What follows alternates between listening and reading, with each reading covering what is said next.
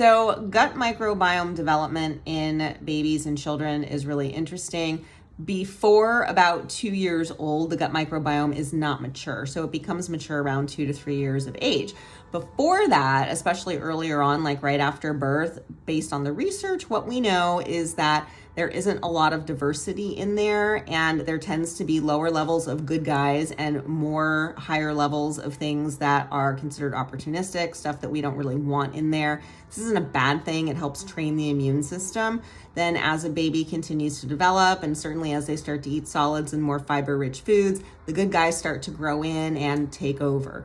Now, the way I look at this, even though the research shows us that, hey, the microbiome in infants should look like this, there are differences in the microbiomes of babies and children that have eczema and allergies compared to ones that don't. And there tends to be even lower levels of good guys in there, lower than expected, and also higher levels of certain things that are opportunistic, including like fungal involvement. So when somebody is struggling with a chronic health issue, certainly something like eczema, chronic inflammatory skin conditions, whatever the research says isn't appropriate for that person. So remember that if your child is struggling with chronic skin rashes, certainly something like eczema, and their gut microbiome, maybe you've done testing and somebody has said that, well, that's normal.